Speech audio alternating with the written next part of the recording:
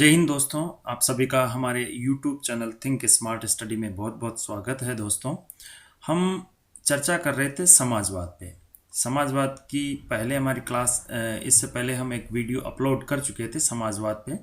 समाजवाद क्या है उसका थोड़ा हम ब्रीफली या संक्षिप्त रिवीजन कर लेते हैं, क्योंकि साम्यवाद को समझने के लिए हमें समाजवाद और साम्यवाद दोनों में तुलना आवश्यक है। तो दोस्तों, समाजवाद क्या है? एक विचारधारा है, या समाजवाद को प्राप्त करने के लिए एक आंदोलन से भी समाजवाद को प्राप्त किया जाता है।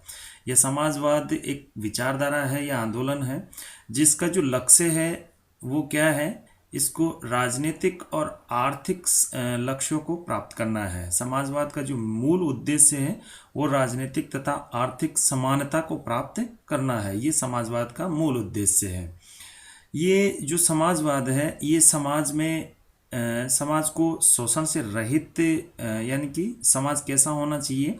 शोषण रहित होना चाहिए, यानी कि राज्य ऐसा नहीं होना चाहिए जो समाज का शोषण करे। इसलिए ये ऐसे राज्य की डिमांड नहीं करता है या ऐसे राज्य के संबंध में बात नहीं करता है जो क्या हो, जो जनता का या समाज का शोषण करता हो। ये लोगों की समानता पर बल देता है, यानी कि उन्हें राजनीतिक और आर्थिक रूप से समानता मिले। इस तरह की चीज़ों पर वो बल देता है। कौन? समाजवाद। सभी की और समाजवाद कहता है, यानी कि समाजवाद में सभी की जो बुनियादी ज़रूरतें होती है, जो उनकी मूलभूत आवश्यकताएं होती है, उन पे समाजवाद का महत्वपूर्ण जोर होता है। यानी कि समाजवाद ये कहता है कि राज्य ऐसा होना चाहिए या राज्य होना ही नहीं चाहिए। राज्य ऐसा हो जो जिसमें समाज का शोषण नहीं हो, और जो समाज है उसके राजनीतिक और आर्थिक समानता के जो लक्ष्य हैं, जो उद्देश्य है, उनकी पूर्ति हो, और सभी की जो बुनियादी ज़रूरतें हैं, यानी कि रोटी कपड़ा और मकान, यानी कि वो यानी कि रोटी कपड़ा और मकान, ऐसी जो मूलभूत आवश्यकता वाली जो चीज़ें हैं उनकी कौन करे? राज्य पूर्ति करे। यानी कि ये एक तरह से वेलफेयर स्टेट का काम करता है। समाजवादी जो राज्य होते हैं वो कैसे होते हैं? वेलफेयर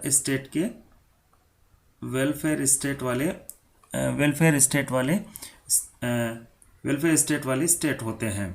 तो ये जो समाजवाद है ये बल देता है कि जो उत्पादन के जो साधन हैं, यानी कि जो राज्य के अंतर्गत जो भी उत्पादन के साधन है, यानी कि जिससे लोगों की पूर्ति, या एक तरह से जो राज्य को जो रेवेन्यू प्राप्त होता है, या एक तरह से जिससे रेवेन्यू की प्राप्ति होती है, उन उत्पादनों के जो मुख्य उत्पादन के जो साधन हैं उन पर किसका स्वामित्व होना चाहिए? सामूहिक स्वामित्व होना चाहिए। किसका? समाज का। जिससे क्या होगा? जिससे लोगों का शोषण नहीं होगा, समाज का शोषण नहीं होगा, और इसी चीज़ पर ये बल देता है। और ये पूंजीवाद के विरोध में या पूंजीवाद की आलोचना स्वरूप समाजवाद की उत्पत्ति हुई थी। यानी कि जब पूंजीवाद में सामंतवाद अत्यधिक लोगों का शोषण करने लग गया था, और सामंतवाद से ही किसका डेवलप हुआ था? पूंजीवाद का डेवलपमेंट हुआ था। यानी कि जो उत्पादन के साधन थे वो सीमित लोगों के पास चले गए थे, जिससे जो बाकी अधिकांश जो जनता थी, अधिकांश जो समाज था, वो उनका क्या हो रहा था? शोषण हो रहा था। जिस तरह से मार्क्स ने भी कहा है कि जो बचत का जो पैसा था वो वास्तव में किसको मिलना चाहिए था? सर्वहारा वर्ग को मिलना चाहिए था। जबकि जो बुर्जुआ जो वर्ग था वो सर्वहारा वर्ग का क्या कर रहा था? शोषण कर रहा था। इसलिए जो समाजवाद है वो पूंजीवाद और जो निजी संपत्ति के जो संसाधन है, या जो निजी संपत्ति जो अर्जित की जाती है, ऐसे निजी संपत्ति का एक तरह से कौन? समाजवाद विरोधी था।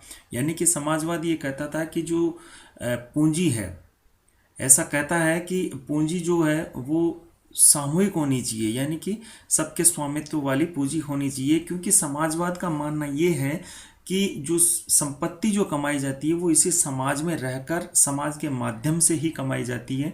इसलिए उस पूंजी पर जो अधिकार है, हक है, वो किसका है? समाज का है। सामूहिक स्वामित्व या सामूहिक रूप से उस पर सभी का हक है। जब आवश्यकता पड़े उसकी सामूहिक रूप से ही उसका क्या करना चाहिए? उपयोग करना चाहिए। अब हम आज का जो टॉपिक है हमारा वो है साम्यवाद। साम्यवाद के बारे में हम चर्चा करते हैं। तो साम्यवाद की उत्पत्ति कैसे हुई? हम जब समाजवाद पढ़ रहे थे तो समाजवाद की परिभाषा हमने डिफाइन की थी। क्या की थी? कि पूंजीवाद के बाद और साम्यवाद के पूर्व, पूंजीवाद के बाद और साम्यवाद से पहले, यानी कि इन दोनों के जो बीच में जो विचारधारा आई थी वो कौन सी विचारधारा थी? समाजवाद थी। और समाजवाद किसके विरोध में थी? पूंजीवाद के विरोध में थी। अब समाजवाद में क्या हुआ? समाजवाद को हम विभिन्न हिस्सों में, वर्गों में बांट सकते हैं, लेकिन इससे पहले हम साम्यवाद का थोड़ा सा अर्थ समझ लेते हैं, या इन दोनों को कंपैरेटिव करके तुलनात्मक रूप से हम पढ़ लेते हैं। तो जो समाजवाद और साम्यवाद, समाजवाद को हम दो हिस्सों में बांटते हैं। कितने हिस्सों में? समाजवाद को हम दो हिस्सों में बांट सकते हैं। जो पहला हिस्सा है समाजवादी हिस्सा है। समाजवादी जो विचारक हैं, विचारकों, उनकी विचारधाराओं के आधार पर दो हिस्सों में बटे हुए हैं, समाजवादी और दूसरा साम्यवादी। साम्यवादी विचारधारा को ही हम क्या कहते हैं? वैज्ञानिक समाजवाद। क्या कहते हैं? वैज्ञानिक समाजवाद। यही क्या कहलाता है? वैज्ञानिक समाजवाद। तो आपको कंफ्यूज बिल्कुल नहीं होना है। साम्यवादी क्या कहलाता है? वैज्ञानिक समाजवाद कहलाता है। इसका जो मूल प्रतिपादक है वो मार्क्स है, यानी कि मार्क्स के सिद्धांतों पर ही आधारित है। मार्क्स ने जिस तरह से किया था, मार्क्स ने जो सिद्धांत दिए थे समाजवाद के विरोध में, यानी कि उसकी आलोचना स्वरूप साम्यवाद आया था। यानी कि मार्क्स के सिद्धांतों पर आधारित है क्या है? समाजवाद। और ये आदर्श समाज और निजी संपत्ति, यानी कि आदर्श समाज में निजी संपत्ति का क्या करते हैं? ये विरोध करते हैं। ठीक है, हालांकि समाजवाद भी निजी संपत्ति का विरोध करता था, लेकिन निजी संपत्ति का मतलब ये कुछ अलग अलग इसके बारे में हम थोड़ी देर में अभी पढ़ेंगे आगे। पहले हम समाजवाद और साम्यवाद में अंतर समझ लेते हैं। तो आदर्शवादी समाज के अंतर्गत, जो आदर्श समाज है उसके अंतर्गत निजी संपत्ति का निषेध होना चाहिए, यानी कि साम्यवाद भी ये कहता है जिस तरह से समाजवाद कहता है। उत्पादन के साधनों पर सामूहिक स्वामित्व होना चाहिए। ये राज्य विहीन और वर्ग विहीन है, यानी कि जो समाजवाद है, साम्यवाद है, ये राज्य विहीन और वर्ग विहीन की चर्चा करता है। यानी कि ये एक तरह से, जिस तरह से हम अराजकतावादी पढ़ेंगे अभी, अराजकतावाद या अराजकतावादियों के लगभग थोड़ा करीब है ये, लेकिन थोड़ा सा डिफरेंस है इसमें। ये राज्य विहीन और वर्ग विहीन राज्य की बात करता है। ठीक है, राज्य विहीन और वर्ग विहीन राज्य की ये बात करता है। ये है जिस तरह से समाजवाद के जो उद्देश्य हैं वो क्या है? राजनीतिक और आर्थिक है, जबकि साम्यवाद के जो उद्देश्य है आर्थिक और सामाजिक है। क्या है? आर्थिक और सामाजिक इसके मूल उद्देश्य। आर्थिक और सामाजिक समानता पर यह बल देता है। समाजवाद कहता है कि जो समाज है वो आर्थिक रूप से और राजनीतिक रूप से समान होना चाहिए, यानी कि सभी को राज्य की शासन व्यवस्था में अपनी भागीदारी निभाने का मौका मिलना चाहिए।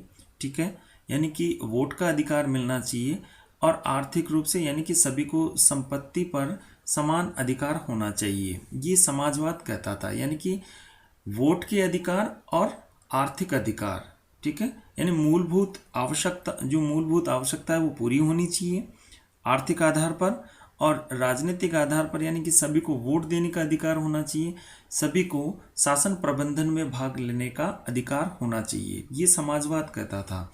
जबकि साम्यवाद कहता है कि आर्थिक रूप से उनको क्या होना चाहिए? समान होने चाहिए, और वह सामाजिक रूप से समान होने चाहिए। आर्थिक और सामाजिक समानता पर बल देता था। ठीक है, ये राजनीतिक समानता की बात नहीं करता है। क्यों नहीं करता है? क्योंकि ये राज्य का क्या है? विरोधी है। तो राजनीतिक समानता की तो बात उठती ही नहीं है। ये आपसी सहयोग पर बल देता है। कौन? राजनीतिक, ये साम्यवाद आपसी सहयोग, यानी कि ये बंधुत्व पर बल देता है। और जो मार्क्स है वो ऐतिहासिक विकास की अंतिम सर्वश्रेष्ठ व्यवस्था बताता है। किसको? साम्यवाद को। ये ऐतिहासिक विकास की जो अंतिम सर्वश्रेष्ठ व्यवस्था है, यानी कि शासन की जो सर्वश्रेष्ठ व्यवस्था है वो कौन सी है? साम्यवाद है। तो हम इसको थोड़ा सा डिटेल से समझ लेते हैं कि जो मार्क्सवाद ने ये जो बात कही है ऐतिहासिक विकास की अंतिम सर्वश्रेष्ठ व्यवस्था, ये क्या है, फिर हम वापस इस पे आएंगे। तो देखिए, अंतिम व्यवस्था इन्होंने कहा कि निषेध का निषेध, निषेध का निषेध, देखिए निषेध का निषेध, यानी कि ये कहता है कि जो राज्य का जो सिस्टम है, जिस तरह से पहले आदिम समाज था, उसके बाद दास समाज आया, फिर सामंती समाज, पूंजीवादी समाज, सरवारा अधिनायक, तो ये जो आगे बढ़ता जाता है, लेकिन राज्य वापस कभी भी रिटर्न नहीं होता है। इसीलिए ये इसको क्या कहते हैं? रेखीय समाज कहते हैं। ठीक है, कौन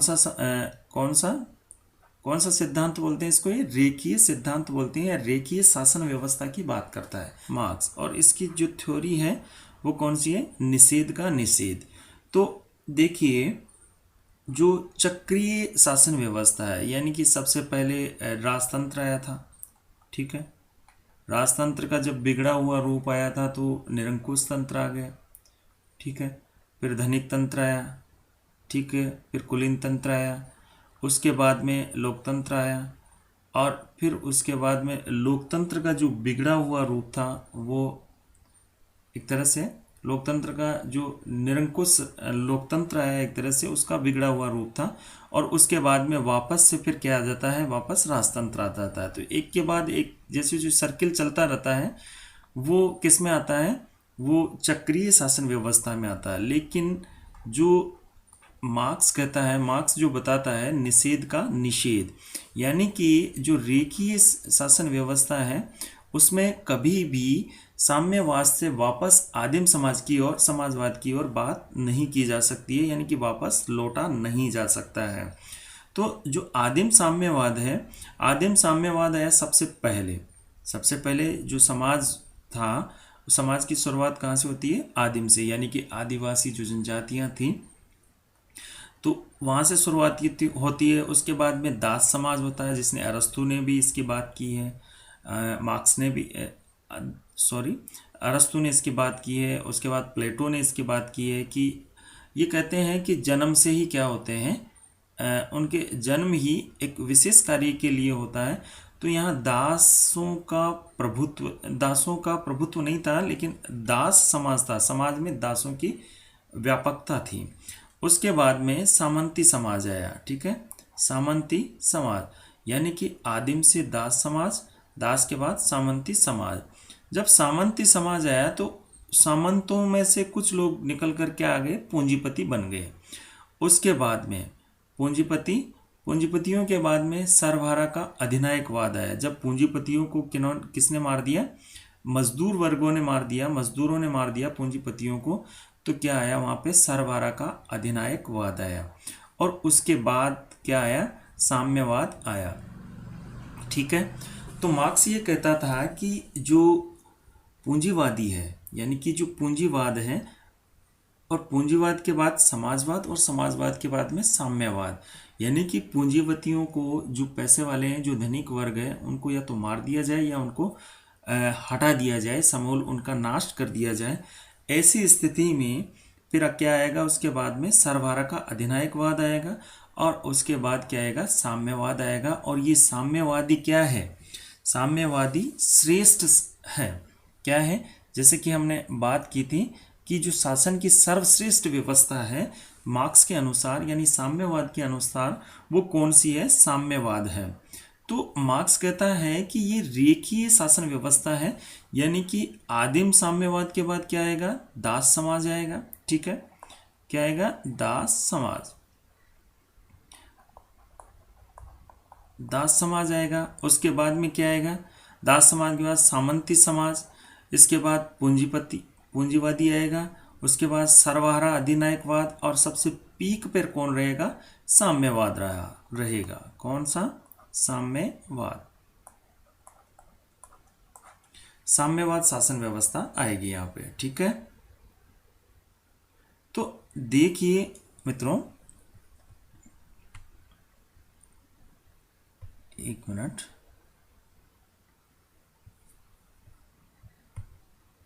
तो इस तरह से साम्यवादी व्यवस्था आती है। ठीक है, तो हम इसी चीज़ पे हम चर्चा कर रहे थे क्या, कि जो समाजवाद और साम्यवाद है उन दोनों में अंतर क्या है।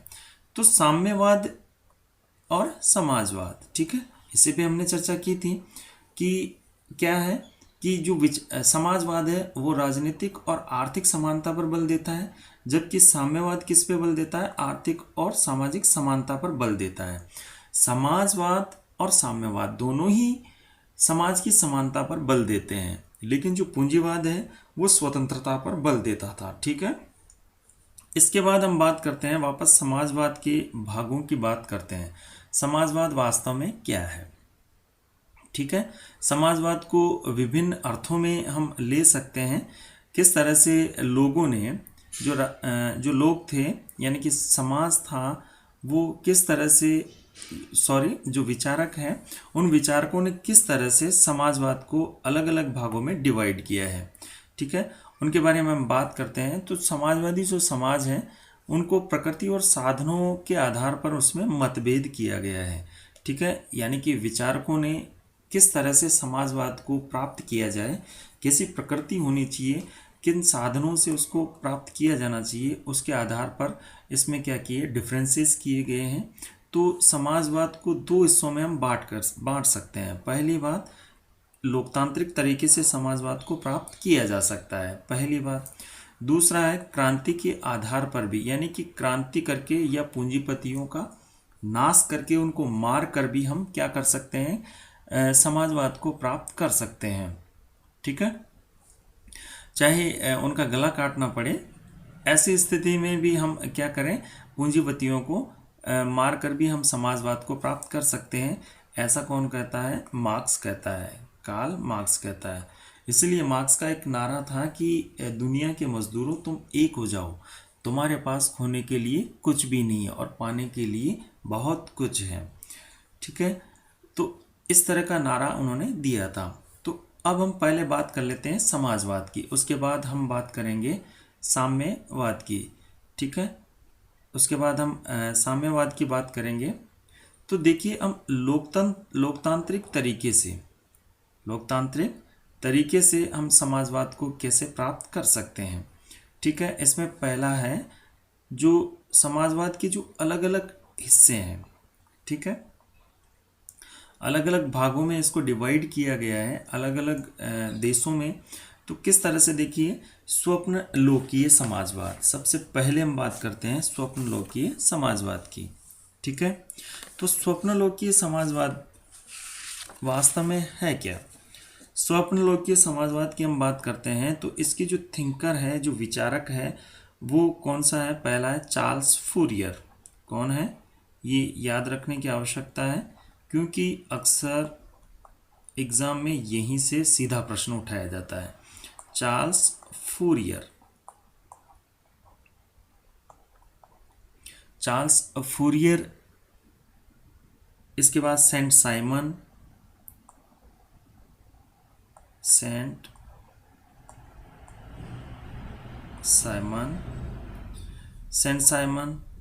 और रॉबर्ट ओवेन, ये इसके क्या है, रॉबर्ट ओवेन।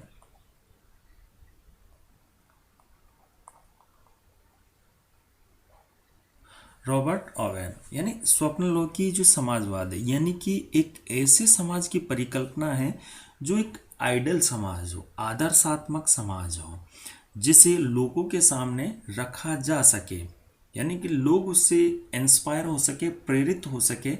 ऐसे समाजवाद को, ऐसे समाज को हम स्वप्न लोकीय समाजवाद कह सकते हैं। ठीक है, और इसके जो थिंकर थे वो चार्ल्स फूरियर थे, सेंट साइमन थे और रॉबर्ट ओवेन थे। ये तीनों ही इसके क्या थे, मूल रूप से क्या थे, इसके महत्वपूर्ण विचारक थे, थिंकर थे। ये कहते थे कि इनका कहना था, स्वप्नलोकी समाजवाद का कहना था कि जो मजदूरों का कल्याण है वो कौन कर सकते हैं, पूंजीपति ही कर सकते हैं।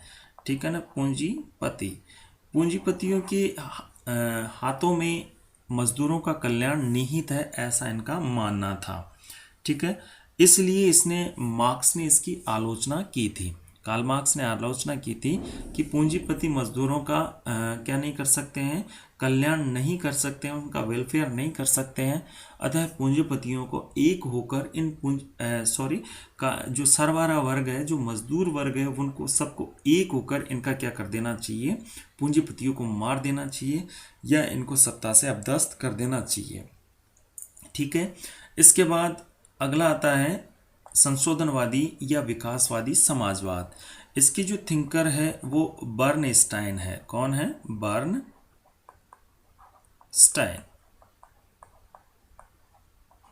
बर्नस्टाइन इसके विचारक हैं।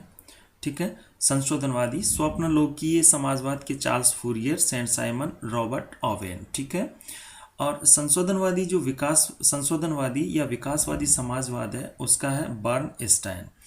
इसके बाद में बात आती है फेबियनवादी। देखिए, फेबियनवादियों की बात करते हैं तो एक मिनट, हम नया पेज ले लेते हैं। फेबियनवाद,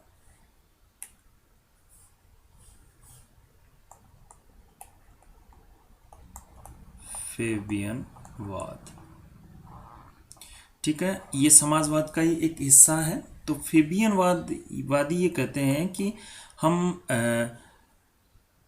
पब्लिक वेलफेयर स्टेट कैसे प्राप्त करें। ठीक है, समाजवादी राज्य कैसे प्राप्त करें, तो ये लोकतांत्रिक तरीके से राज्य को प्राप्त करने के समर्थक थे। ठीक है, यानी कि वोट के माध्यम से। ठीक है, वोट के माध्यम से फेबियनवाद। और ये कहते थे कि एक राइट समय का वेट करो। ठीक है, राइट टाइम का क्या करना चाहिए, हमें वेट करना चाहिए। फेबियनवाद। अब ये फेबियन शब्द कहाँ से आया है? देखिए, ये इंग्लैंड की एक कॉन्सेप्ट है। कहाँ का है? इंग्लैंड का एक कॉन्सेप्ट है। इंग्लैंड का कॉन्सेप्ट है फेबियनवाद। फेबियन एक सेनापति था। कहाँ का? रोमन सेनापति, रोमन साम्राज्य का एक सेनापति था और उसका नाम था क्विटस फेबियस। क्या था? क्विटस फेबियस।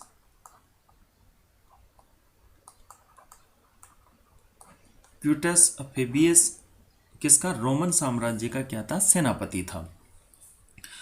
अब देखिए, ये क्विटस फेबियस जो सेनापति था, ये बहुत ही एक कुशाग्र सेनापति था, बहुत ही इंटेलिजेंट या युद्ध नीति में निपुण सेनापति था। ये क्या सोचता था कि हमेशा युद्ध में अपने जो शक्ति का जो आप प्रयोग कर रहे हैं, उससे उस शक्ति का प्रयोग हमेशा सही समय पर करना चाहिए। यानी कि ये सामने वाली जो सेना है उसको कहीं ना कहीं मतलब इस तरह से फील करवा देता था कि हम आप पर अटैक नहीं करना चाहते हैं, और अगर बातों से ही मामला सुलझ जाए तो उसके हम समर्थन में हैं। लेकिन ये क्या करते थे, अचानक जब सामने वाली सेना ढीली पड़ जाती थी बिल्कुल ही, तो ऐसे समय में क्विटस फेबियस जो रोमन साम्राज्य के सेनापति थे, वो विपक्ष वाली सेना पर आक्रमण करके युद्ध जीत लिया करते थे। यानी कि इसका कंसेप्ट एक ही था कि सही समय का वेट करे, सही समय का उचित समय की प्रतीक्षा करें। ठीक है, जिस तरह से हम भी ये कहते ही हैं, समाज में ये दंत कथाएं प्रचलित भी हैं कि हमें सही समय का वेट करना चाहिए। ठीक है, तुरंत प्रतिक्रिया करना एक तरह से घातक है और हमारी एनर्जी और शक्ति को वेस्टेज करना है। तो फेबियनवादी भी कुछ इसी तरह के थे। तो ये जो रोमन साम्राज्य का सेनापति था क्विटस फेबियस, उसके नाम पर इसका क्या था, नाम पड़ा था।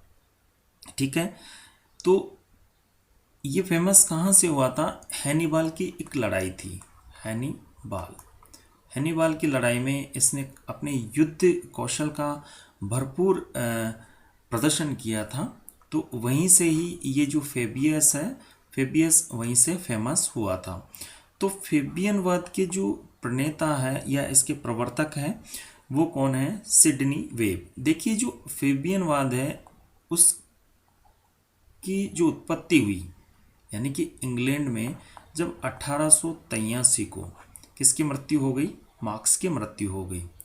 तो मार्क्स की मृत्यु होने के बाद में 1884 में 1884 में फेबियन किसका फेबियन संगठन या एक तरह से फेबियन पार्टी का गठन किया गया 1884 में। और इसके गठनकर्ता कौन कौन थे, वेब बंधु थे। कौन कौन, सिडनी वेब और Beatrice Webb. Sidney web,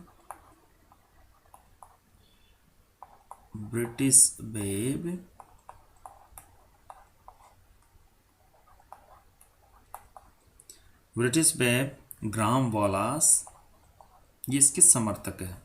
Graham Wallas, Harold Laski,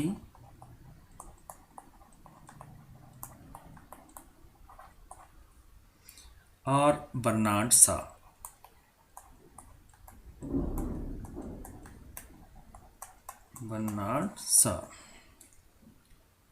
ठीक है,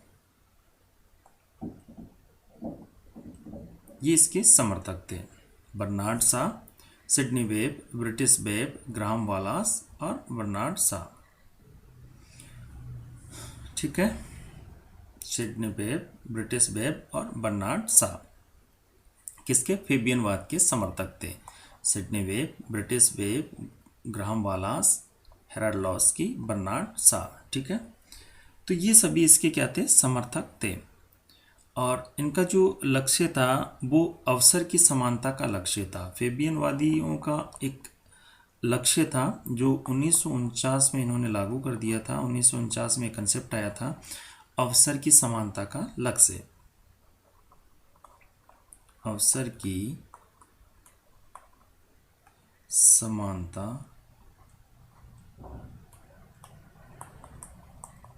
का लक्ष्य। ठीक है, ये किसका लक्ष्य था, अवसर की समानता का लक्ष्य, ये फेबियनवादियों का लक्ष्य था।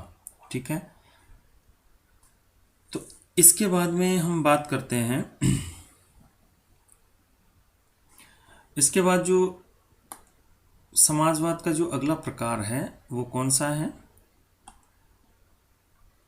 समाजवाद का जो अगला प्रकार है फेबियनवाद के बाद में श्रम संघवाद। कौन सा था है, श्रम संघवाद। श्रम संघवाद की बात करते हैं तो इसके जो समर्थक है या इसके जो प्रतिपादक है वो कौन है, इसके जॉर्ज सॉरेल। कौन है, जॉर्ज सॉरेल इसके समर्थक है, जॉर्ज सॉरेल, श्रम संघवाद के। ठीक है, श्रम संघवाद के बारे में ये कहा जाता है कि ये जो है ये श्रम संगठनों को एक तरह से राजनीतिक दलों से स्वतंत्र रहना चाहिए, ऐसा ये कहते हैं। कौन, श्रम संघवाद, कि जो राजनीतिक दल है उनसे जो श्रम संघवाद या जो मजदूरों के जो संघ है उन्हें राजनीति से क्या रहना चाहिए, स्वतंत्र रहना चाहिए। कौन, इसके समर्थक कौन है, जॉर्ज सॉरेल है। यदि वो राजनीति से स्वतंत्र रहेंगे तभी वो जो मजदूर वर्ग है या जो श्रमिक जो वर्ग है उनके हित की पूर्ति की जा सकेगी। तो जॉर्ज सॉरेल, ये कंसेप्ट फ्रांस का है, यानी कि फ्रांस में आज भी ऐसा ही है। तभी तो फ्रांस में कई बार संविधान संशोधन हो चुके हैं, क्योंकि वहाँ जो श्रम संघ है वो राजनीति से अलग है। इसलिए वो क्या करते हैं कि वो राजनीति पे इतना दबाव बना के रखते हैं नेताओं पे, इसलिए वो अपने अनुसार संविधान को बदलने में सक्षम होते हैं, क्रांतियाँ हो जाती है। तो श्रम संघवाद, इसके समर्थक कौन है, जॉर्ज सॉरेल। इसके बाद आता है श्रेणी समाजवाद। कौन, श्रेणी समाजवाद। श्रेणी समाजवाद जो बल देता है वो किस पे देता है, सहकारिता पे बल देता है। ये सबसे इम्पोर्टेंट है, अक्सर ये प्रश्न पूछा जाता है कि सहकारिता पर समाजवाद की कौन सी विचारधारा ऐसी है जो सहकारिता पर बल देती है। तो कौन सी है वो, श्रेणी समाजवाद। तो ये सहकारिता पर बल देती है। किस पर बल देती है, सहकारिता पर बल देती है। ठीक है, तो श्रेणी समाजवाद है, इसके जो जनक है या एक तरह से जो इसके प्रतिपादक है वो कौन है? GDH call. कौन? GDH call. GDH कॉल इसके क्या है? मुख्य प्रतिपादक है श्रेणी समाजवाद के। इसके बाद हम बात करते हैं अराजकतावादी की। देखिए, हम सहकारिता शब्द को थोड़ा समझ लेते हैं। हम एक फ्रेश पेज लेते हैं इसके लिए। सहकारिता, एक मिनट।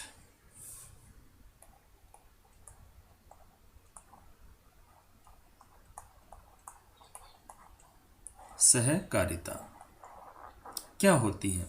सहकारिता यानी कि गिल्ड सोशलिज्म, ये समाजवाद का ही एक प्रकार है सहकारिता। ठीक है, हम इसको क्या कहते हैं? कोऑपरेटिव। हमारे भी जैसे देश में सहकारी समितियां हैं, हर गांव में मिलेगी आपको, जैसा कि आप देखते हो, जहां पर आपको उर्वरक वगैरह मिलते हैं। ठीक है, तो जो सहकारी समितियां हैं इस पे जो अधिकार होता है, अधिकार किसका होता है? राज्य का होता है। लेकिन जो प्रबंधन होता है वो किसका होता है? समाज का होता है। किसका होता है? समाज का। लोगों का इस पर प्रबंधन होता है, लेकिन अधिकार किसका होता है? राज्य का होता है। सहकारिता में जो उत्पादन के साधन हैं उन पर किसका अधिकार होता है? राज्य का होता है। और जो प्रबंधन है वो समाज यानी कि जो मजदूर वर्ग है, मजदूर वर्ग, उसका क्या होता है? इस पर प्रबंधन पर मजदूर वर्ग का नियंत्रण होता है। तो इस तरह की दोनों यानी कि ऐसा उपक्रम या ऐसी संस्थाएं जिनमें उत्पादन के साधनों पर तो अधिकार किसका हो? राज्य का हो, लेकिन उसका प्रबंधन किसके हाथ में हो? प्रबंधन किसके हाथ में हो? प्रबंधन हाथ में हो मजदूरों के हाथ में, मजदूर वर्ग के हाथ में हो प्रबंधन। ऐसे उपक्रमों को हम क्या कहते हैं? किसके अंतर्गत रखते हैं? हम सहकारिता में रखते हैं। और इस सहकारिता पर जो बल देता है वो कौन देता है? श्रेणी समाजवाद देता है। कौन बल देता है सहकारिता पर? श्रेणी समाजवाद। श्रेणी समाजवाद इस पर बल देता है। और ये 1900 के आसपास, 1900 के आसपास ये कहाँ पर आया था? ये इंग्लैंड में सबसे पहले समाजवाद आया था। 1900 के आसपास ये इंग्लैंड में सहकारिता की क्या हुई थी? उत्पत्ति हुई थी, या यहाँ से ही ये इसका जन्म हुआ था। कहाँ पर? सहकारिता या श्रेणी समाजवाद की जो उत्पत्ति हुई थी वो कहाँ से हुई थी? इंग्लैंड से हुई थी। ठीक है, कहाँ से हुई थी? इंग्लैंड से हुई थी। तो हम इसके बाद में जो समाजवाद की जो अगली धारा है वो कौन सी है? अराजकतावाद। ठीक है, इसके बाद में अराजकतावाद। तो अराजकतावाद क्या है? एक आइडियोलॉजी है, एक विचारधारा है। किसकी? समाजवाद की ही एक विचारधारा है जो किस पे बल देती है? इसके दो हिस्से हैं। अराजकतावाद ये कहता है कि ये राज्य को क्या मानता है? एक आवश्यक बुराई मानता है। जबकि जैसे फैबियनवाद, श्रेणी समाजवाद, श्रम संघवाद, है ना, इस तरह की जो विचारधाराएं थी, इस तरह की जो शासन व्यवस्थाएं थी, उनमें राज्य को क्या नहीं माना था? उन्होंने एक आवश्यक बुराई के रूप में नहीं लिया था। किसी में राज्य का हस्तक्षेप थोड़ा ज़्यादा था, किसी में कम था, लेकिन सभी में समाज के शासन की बात की गई थी। तो अराजकतावाद जो कहता है कि अराजकतावाद राज्य को एक आवश्यक बुराई मानता है, यानी कि राज्य क्या है? समाज के लिए, यानी कि राज्य समाज के लिए अनावश्यक है, समाज के वेलफेयर के लिए अनावश्यक है, क्योंकि राज्य क्या करता है? समाज का शोषण करता है, एक बुराई के रूप में देखता है। कौन? अराजकतावाद। राजनीतिक नियंत्रणकारी व्यवस्थाओं का विरोध करता है ये, यानी कि ये राज्य का पूर्णतया विरोध करता है। ठीक है, कौन? समाजवाद। कौन? अराजकतावाद। वर्गविहीन समाज के समर्थक है ये, वर्गविहीन समाज के समर्थक है। जिस तरह से साम्यवाद है, साम्यवाद ने भी ये कहा था कि वह राज्य के विरोधी है और क्या है, वर्ग विहीन समाज की बात करता है। कौन? साम्यवाद। जो मार्क्स का साम्यवाद है वह। उसी तरह से अराजकतावाद है। लेकिन अराजकतावाद को प्राप्त करने के दो तरीके हैं। कौन कौन से तरीके हैं उनके बारे में हम बात करते हैं। देखिए, अराजकतावाद,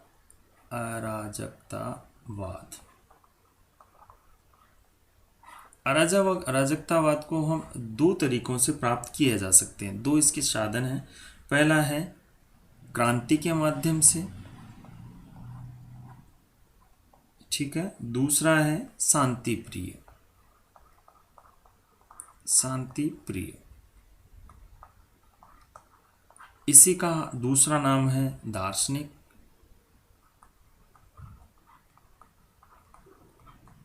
इसे और नाम से भी जाना जाता है, जैसे गांधी हम जब पढ़ते हैं तो उसमें इसका जिक्र आता है प्रशांत अराजकता।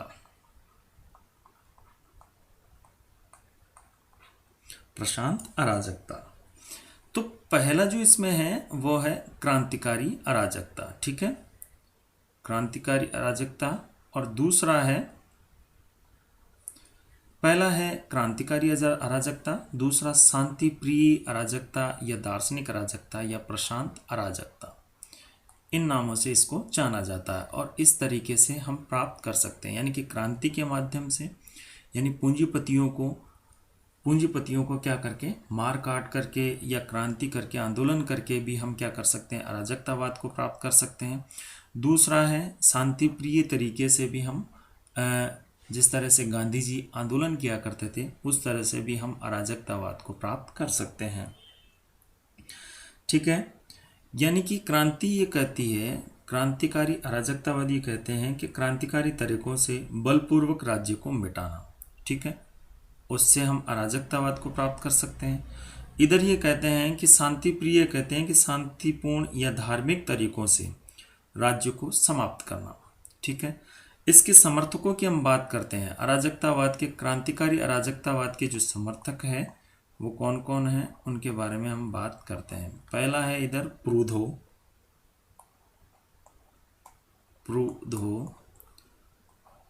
बाकुनिन,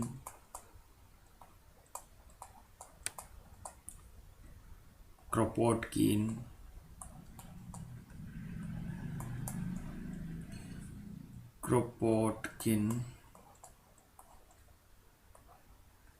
और गॉडविन, ये सभी क्या इसके समर्थक है। प्रूदो, बाकुनिन, क्रोपोटकिन, गॉडविन, ये सभी कहते हैं कि हम किसको, अराजकतावाद को क्रांति के माध्यम से प्राप्त कर सकते हैं, करना चाहिए। ये इसके समर्थक है, क्रांति के माध्यम से अराजकतावाद को प्राप्त करने के समर्थक है, ठीक है। इसके बाद में बात करते हैं हम शांति प्रिय अराजकतावाद, दार्शनिक अराजकतावाद या प्रशांत अराजकतावाद को प्राप्त कर, इस साधन से प्राप्त करने की जो समर्थक है वो कौन कौन से हैं उनके बात करते हैं। सबसे पहले महात्मा गांधी। कौन थे? गांधी। भारत से स्टार्ट करते हैं। गांधी जी भी इसके समर्थक थे, ठीक है। विनोबा भावे इसके समर्थक थे। इधर जिसके गांधी जी जिससे काफ़ी प्रभावित थे वो कौन था? जॉन रस्किन इसके समर्थक थे। जॉन रस्किन इसके समर्थक थे। इसके बाद थोरो और टॉलस्टॉय। कौन था? टॉलस्टॉय। ये सभी इसके समर्थक थे, ठीक है। तो हम बात कर रहे हैं अराजकतावाद की। अराजकतावाद को प्राप्त करने के लिए, और अराजकता किसका पार्ट है? समाजवाद का। समाजवाद को प्राप्त करने की अनेक धाराएं हैं, अनेक विचारधाराएं हैं, ठीक है। कोई कैसे प्राप्त कर रहा है, कोई कैसे प्राप्त कर रहा है। तो समाजवाद को प्राप्त करने के हम अलग अलग हिस्सों अलग अलग धाराओं का हमने अध्ययन किया है। पहला है स्वप्नलौकिक, जिसके समर्थक है चार्ल्स फूरियर, सेंट साइमन और रॉबर्ट ओवेन। ये कहता है, क्या कहता है कि पूंजीपतियों के माध्यम से ही मजदूरों का क्या किया जा सकता है, उनका कल्याण संभव है। इसके बाद संशोधनवादी या विकासवादी समाजवाद, बर्नस्टाइन इसके समर्थक हैं। फेबियनवाद की बात करते हैं तो फेबियनवादियों में इसके 5 इसमें सिडनी वेब है, ब्रिटिश वेब है, हेराल्डोस्की है, इसके समर्थक हैं ये। इसके अलावा ग्राम वालास, बर्नार्ड शाह, ये सभी इसके फेबियनवाद के समर्थक हैं। श्रम संघवाद की बात करते हैं तो जॉर्ज सोरेल, और श्रम संघवाद की जो उत्पत्ति हुई थी वो फ्रांस से हुई थी। ठीक है, यानी कि ये कहते हैं कि राजनीति से मजदूरों को क्या होना चाहिए, अलग होना चाहिए। ठीक है, ताकि अपनी मांगों को वो मनवा सके। इसके बाद श्रेणी समाजवाद, ये है जीडीएच कॉल, और ये सहकारिता पर बल देता है। श्रेणी समाजवाद जो है उसकी उत्पत्ति कहाँ से होती है, इंग्लैंड से होती है, और 19वीं शताब्दी के आसपास होती है। ठीक है, 19वीं शताब्दी की प्रारंभ में, यानी कि सन 1900 के आसपास। इसके बाद अराजकतावाद को 2 तरीके से प्राप्त किया जाता है, क्रांतिकारी तरीके से और दूसरा शांतिपूर्ण तरीके से। और उसी के शांतिपूर्ण तरीके के जो समर्थक थे वो महात्मा गांधी थे, थोरो, जॉन रस्किन, और ये अपने विनोबा भावे, टॉलस्टॉय, ये सभी इसके समर्थक थे। जबकि क्रांतिकारियों की हम बात करते हैं तो इधर क्रांतिकारी तरीके से जो अराजकतावाद को प्राप्त करने की बात करते हैं उसमें आ गया प्रूधो, बाकुनिन, ये क्रोपोटकिन और गॉडविन। ये सभी अराजकतावाद को क्रांतिकारी तरीके से प्राप्त करने के समर्थक थे। इसके अलावा हमने समाजवाद और साम्यवाद की बात की थी। तो समाजवाद और साम्यवाद की बात की थी तो समाजवाद और साम्यवाद किस तरीके से भिन्न है। समाजवाद की हम पहले से चर्चा कर चुके हैं कि साम्यवाद से पूर्व की अवस्था क्या कहलाती है, समाजवाद कहलाती है। समाजवाद एक विचारधारा है, आंदोलन है, और ये एक तरह से समाजवाद राजनीतिक और आर्थिक लक्ष्यों की प्राप्ति पर बल देता है। यानी कि समाज कैसा होना चाहिए, उनको राजनीतिक और आर्थिक समानता उनको अवेलेबल होनी चाहिए। राजनीतिक और आर्थिक समानता को प्राप्त करने पर विशेष बल देता है, जबकि साम्यवाद आर्थिक और सामाजिक समानता पर बल देता है। साम्यवाद जो कहता है कि बंधुत्व की भावना पर बल देता है, इसीलिए फ्रांस की क्रांति मार्क्स से प्रेरित है। मार्क्स कहता है कि ऐतिहासिक विकास की जो अंतिम और सर्वश्रेष्ठ व्यवस्था है वो साम्यवाद ही है। क्या है? साम्यवाद। साम्यवाद वर्ग विहीन और राज्य विहीन समाज की बात करता है, यानी कि किसी तरह का कोई वर्ग नहीं होना चाहिए, किसी तरह का कोई समाज, कोई राज्य नहीं होना चाहिए। उत्पादनों के साधनों पर सामूहिक स्वामित्व होना चाहिए। दोनों ही बात करते हैं, समाजवाद और साम्यवाद। ठीक है, तो ये था हमारा आज का टॉपिक। यदि दोस्तों आपको पसंद आया हो तो चैनल को सब्सक्राइब कीजिए, शेयर कीजिए। ठीक है दोस्तों, और किसी तरह की कोई कमी हो तो हो सकता है टेक्निकल प्रॉब्लम की वजह से थोड़ी दिक्कत आई हो, लेकिन मैं धीरे धीरे इसमें सुधार कर रहा हूँ। आप सभी का जो सहयोग है वो इसी तरह से बना रहे। जय हिंद दोस्तों, धन्यवाद।